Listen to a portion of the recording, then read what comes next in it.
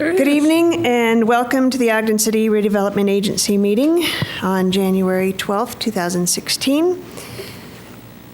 First up is to note that all council members are present. So we're going to do the approval of minutes. The first item on the approval is the closed executive session of October 13th and November 17th. Board Member Garner. Yes, Chair White, I've reviewed those minutes and found them to be correct. The regular meeting of November 10th, 2015, Vice Chair Blair. Yes, thank you, Chair White. I have reviewed those minutes and found them to be correct. The closed executive session of November 10th, 2015, Board Member Stevens. Yes, Chair, they're correct. And the special meeting of November 17th, 2015, Board Member Heyer. Thank you, Chair. I have reviewed those minutes and found them to be accurate. And with that, I would make a motion that we approve the minutes noticed in the agenda. Second. We have a motion to approve by Councilmember Heyer, second by Vice Chair Blair. Yes. This is a voice vote. All in favor? Aye. Any opposed? Next on our agenda item is common consent for the fiscal year budget amendment. Chair White, I'd like to make a motion that we set public hearing for January 26, 2016 for the FY16 budget amendment for Wasatch Brownfields Coalition Loan. Second. We have a motion to set the public hearing by Board Member Nadolski and second by Board Member Gardner. This is a voice vote. All in favor? Aye. Any opposed? That passes. Next on our agenda item is reports from administration. It's the Brandon Cooper Show. Welcome, Brandon Cooper Show. Thank you.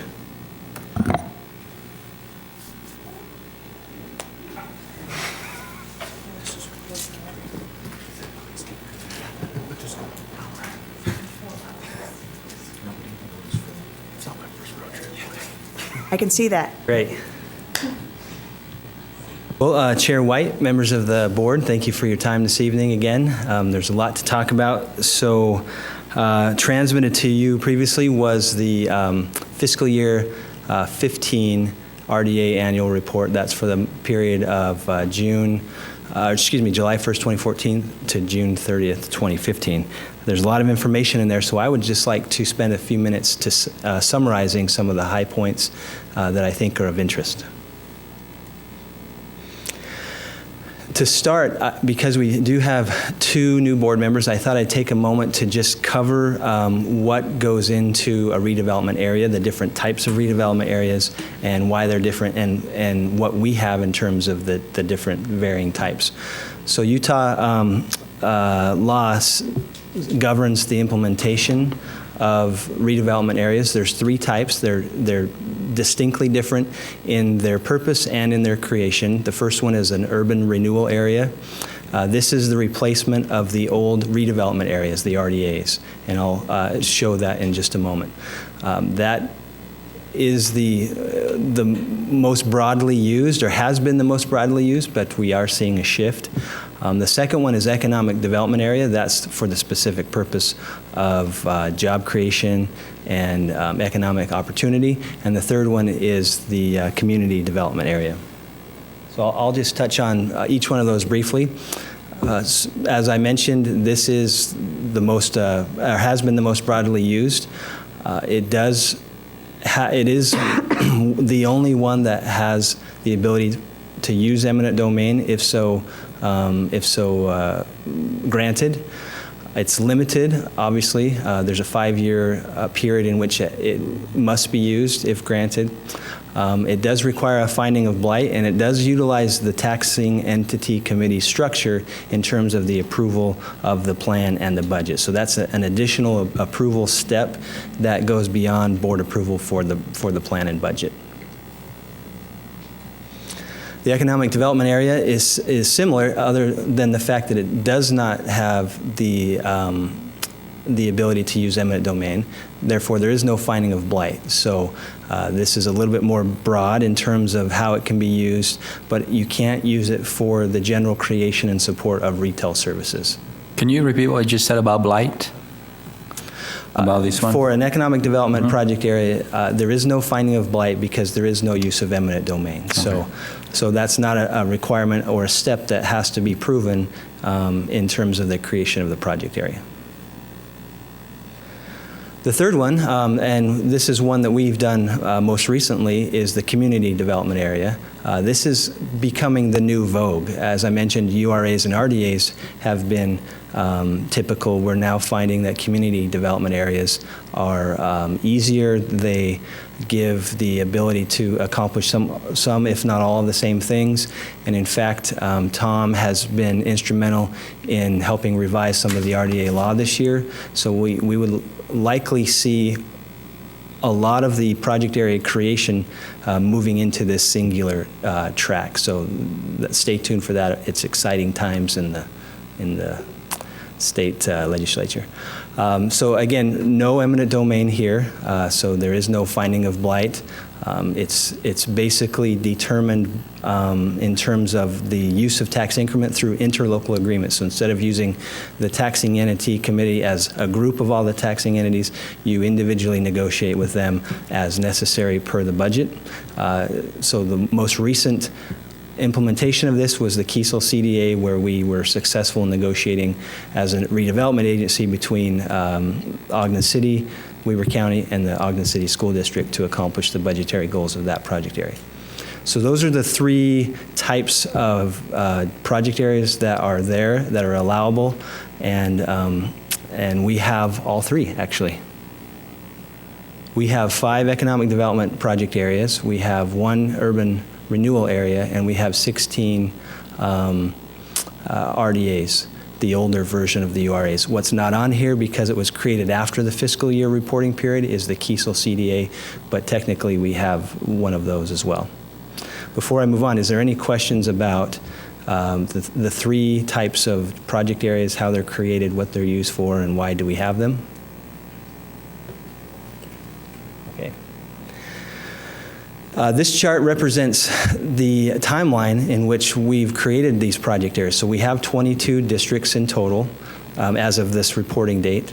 And the first one was established in 1977. The last one was established in 2013. The 1977 was the 25th Street RDA, and the 2013 district was established was the Trackline Economic Development Project Area. So you can see that 1986 and 1987 were very active years in terms of redevelopment, and we've just kind of maintained one a year for the most part. The other end of that coin, or the other side of that coin, is the expiration dates of those districts. We are going to realize the expiration or the sunset of 4 in 2015. So that's actually happened, but in terms of this reporting period, it was projected. So we've sunsetted 4 and are in the process of officially sunsetting 4 of those, and then you'll see that we'll scale down to the last one expiring in 2033, and that's the Trackline Economic Development Project Area, obviously, because it was created last. The base year of all of those districts together, if you add them all up, the base year equals about $205 million. $205 million. You can see that the current year, which is tax year 14, we have an assessed valuation of a little over $1.1 billion. That's a significant number, and I'll get back to that in just a moment. The benefit to the taxing entities, if those were all to expire today, you can see that the benefit to each taxing entity is enormous in terms of what they were receiving before the districts were created versus what they would receive today if the districts were expired. Back to that $205 million versus the $1.7 billion. The growth within our collective project areas far exceeds the natural organic growth of the rest of the county together. So the annual average growth rate for the county is 5% outside of the RDAs. The annual average growth rate for the properties within an RDA is 18%, or the RDAs collectively. So that's a 3 times growth rate of the RDAs versus the non-RDA areas. And so you ask yourself, why is that? Well, it's really the manifestation of the purpose of an RDA inherently, and that is to identify an area that's in need and invest in that area to a stated objective. So we've been doing that successfully in the 22 RDAs that we have, and so we've seen phenomenal growth from our base year values to our current year values. And those values continue to grow. We commissioned a study with Lewis and Young to kind of help us understand where our RDAs are at and where they're going and what the implications would be as these expire. And what we've found is that in general, tax generation is over 4 times the base value of after the participation in the project area. So if that same parcel was to sit outside of a project area versus in, it would grow 4 times more inside the project area than it would outside. One other thing that we identified is that the taxing entities that participate in the project area, and that varies depending on each one, they receive almost double the tax revenue from the project areas versus the base value. So again, the purpose of establishing an RDA and the purpose of enacting development within it is on paper showing dividends. There's a lot of work to actually realize that actual revenue, and I won't get into that, but on paper we're seeing phenomenal growth that otherwise would not have happened if it was not part of a redevelopment project area. A couple of the completed projects and ongoing projects that we have seen in the reporting period was the recruiting and relocation, or expansion of Project Engineering Consultants, PEC. They actually have a Salt Lake office. They, through some incentive from the redevelopment agency, were able to open a second office in the downtown area. This is the hardware building at 2324 Washington Boulevard. They actually occupy some space above Rec Outlet. So they have a multi-year lease, and they were able to hire 3 new engineers and staff that office. So they're going strong, and they actually have some contracts with the city. They want it to be located next to the county, who is also their customer, so it's a really great strategic location for them, and we were able to help them expand in a way that they otherwise probably wouldn't have. Brandon, didn't they also bring another company with them that wasn't included as part of the, so there are other benefits that you're not even calculating? Right. They had some friends that I believe the company's Aptivada, if I can say that right. Yeah, I don't. And they occupied a floor above them. So they weren't a recipient of any RDA assistance, which is great, but they were in direct correlation to PEC opening an office for sure. One of the other great high-mark projects would be the Westland Hyundai down on 33rd and Wall Avenue. Johnny Russo, who owns Westland Ford, also owned the Hyundai store. They had an aged brand, and as typical with some of these car dealerships, they require the dealership to upgrade the facilities, and so he was willing to do that. We were willing to help him do that because of the expansion that was related to the facade update. So that's a completed project and a great asset to that South Wall Economic Development Project area. The sole purpose of our creation of that project area was to help and to enhance our car dealership friends down along Wall, and it's worked with Westland as well as John Watson Chevrolet.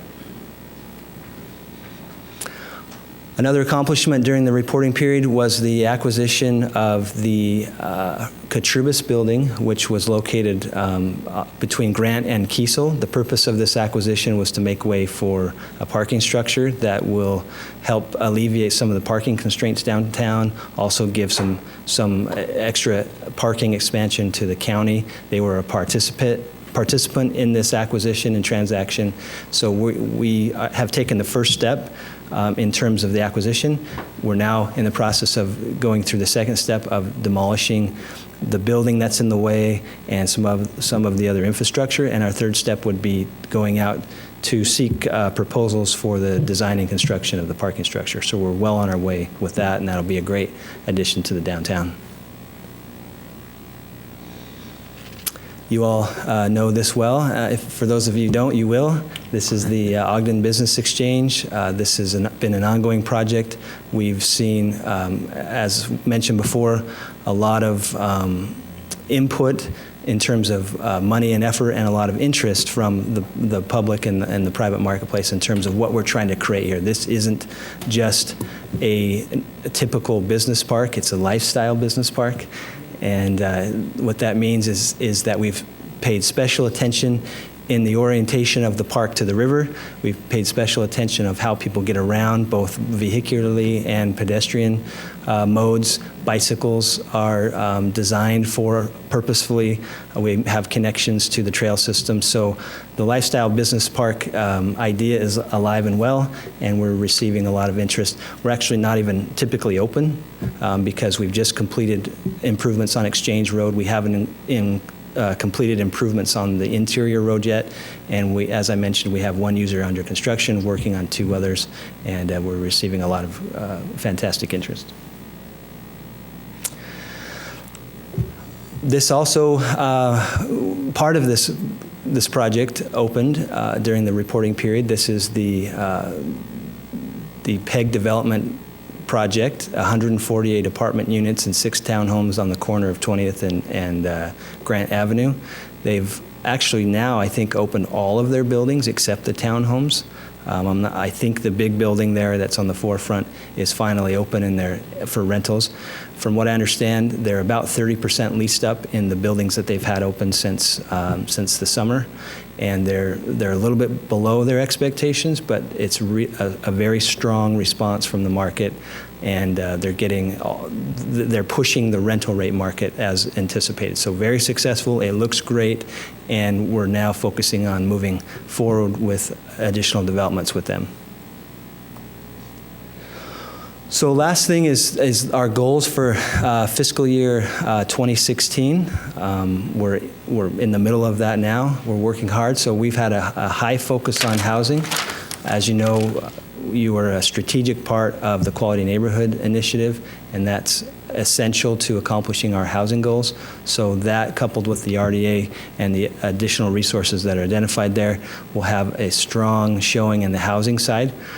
We're always constantly looking for private funds, and this year we've doubled our efforts to locate some investors and some motivated folks that have the ability and the interest in redeveloping our most needy locations in the East Central. So we've identified lots of different private funds to bring to bear into what we're contributing as an agency. And then the last goal for this fiscal year is integration. That's the first part. So integration with the general plan, integration with some of our infrastructure plans, but also integration with an emphasis on design. We're really trying to push our per acre values with density and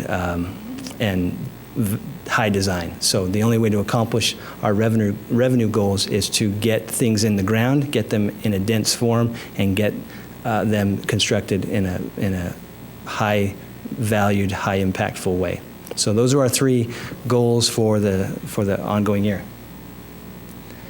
And that's really the summary. I could go on and on about all kinds of other things, but I thought those were important to address. I'll take any questions from what you've seen on the slides, or maybe anything from the report itself that you received. No budget questions. Fiscal note. When you were focusing on housing, is part of that low-income housing also that you look at, or is that in another department for the city? Well, as part of the redevelopment plan in general, and coupled with the Quality Neighborhoods Initiative, our focus is on bringing to the East Central at-market housing.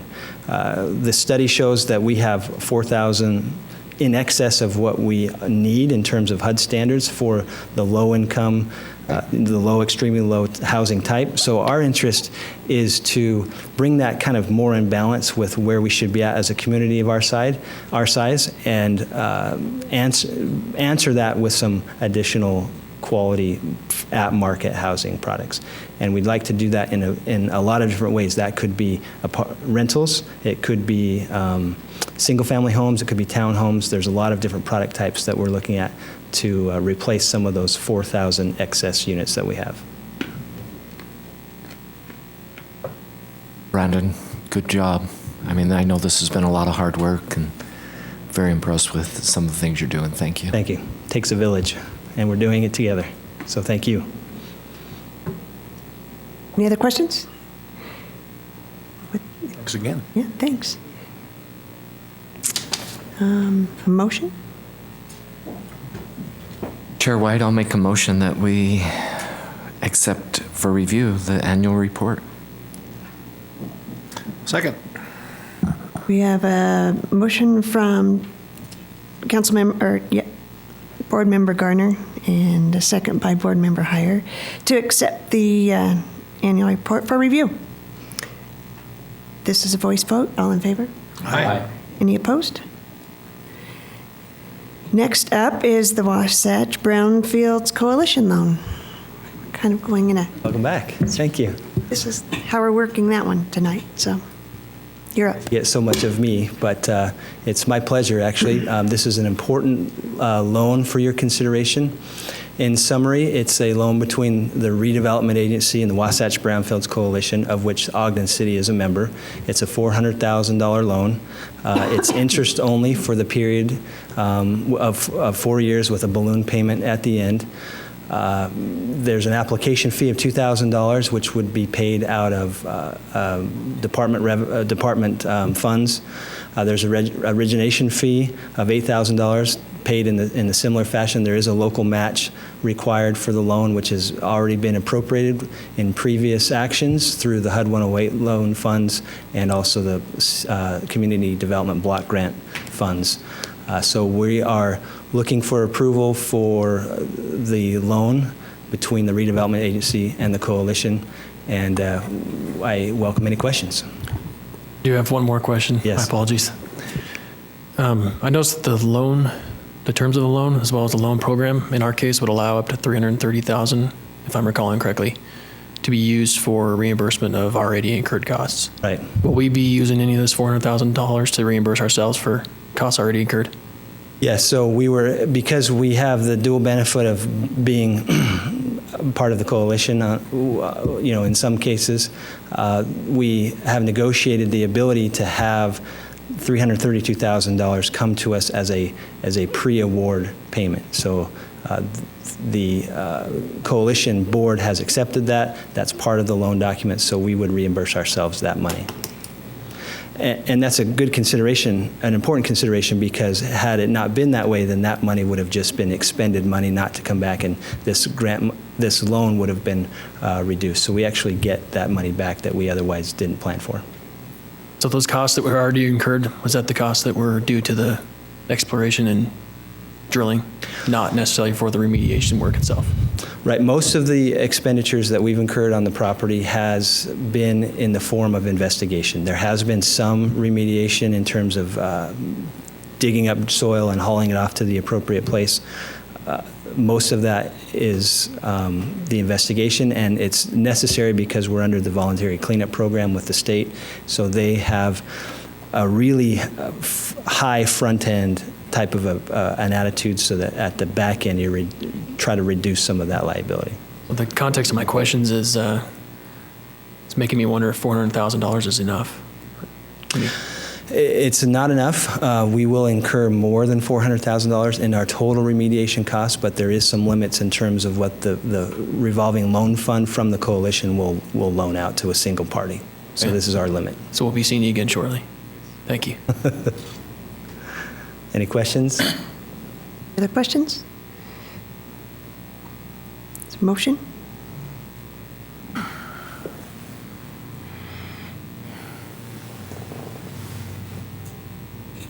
Chair White, I make a motion that we approve proposed resolution 20162, Wasatch Brownfield Coalition Loan. Second. Fantastic. We have a motion by Board Member Lopez and a second by Vice Chair Blair to adopt the proposed resolution. This is a roll call vote. Board Member Garner. Aye. Board Member Heyer. Aye. Board Member Lopez. Aye. Board Member Nadolski. Aye. Board Member Stevens. Aye. Vice Chair Blair. Aye. Chair White. Aye. That passes. The next on our agenda item is property acquisition on the 21st and Ogden Avenue. And Mr. Cooper, welcome back. You never went away. Your purple shirt today, that's really good looking. He's heard that that color is believable. Well trained. Okay, this is my final request for the evening. This is a real estate purchase contract between the redevelopment agency and the Gibbs Family Trust for the purchase of 7 parcels located between Ogden Avenue and Adams Avenue, 21st Street and 22nd Street. So the aerial on the screen there indicates that. This is an older aerial. I apologize. Actually, so the parcels that we are looking at are in this general area here. They're all owned by the same family trust.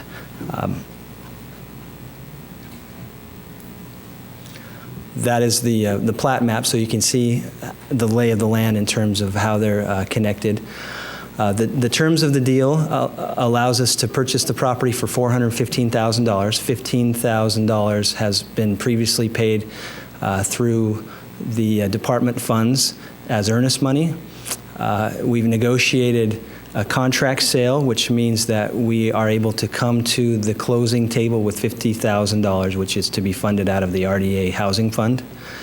And then we would have a trust deed, a promissory note secured by a first trust deed that would then secure payment of the remaining $350,000 by June 8th of 2016 of this year. The reason for that is so that we can push that $350,000 payment into the next fiscal year when funding would be available. During the time of the promissory note, the seller would continue to manage the homes because there are occupants in the homes. He would continue to manage them as a landlord would. He'd be responsible for maintenance. He'd be responsible for dealing with the day-to-day issues that comes with being a landlord. At the end of the promissory note term, so between the day we close and June 8th, then those tenants, if there are any remaining, would have 60 days to vacate. And at that point, we would assist them as we normally would in terms of a redevelopment agency relocation practice. So that means that we would help them find suitable housing options. We would help them with relocation dollars. We would give them loads of information in terms of what their rights are. We would connect them with our Quality Neighborhoods Initiative in terms of the resource guide, and generally help them in any way that we can to make their landing as soft as possible. So that is the general terms of the purchase contract. I'll be happy to answer any questions. Questions? Motion? Madam Chair, I would move that we adopt Resolution 2016-3. Second. I have a motion by Board Member Heyer and a second by Board Member Nadolski to adopt the proposed resolution 2016-3. This is a roll call vote. Board Member Heyer. Aye. Board Member Lopez. Aye. Board Member Nadolski. Aye. Board Member Stevens. Aye. Board Member Garner. Aye. Vice Chair Blair. Aye. Chair White. Aye. That passes.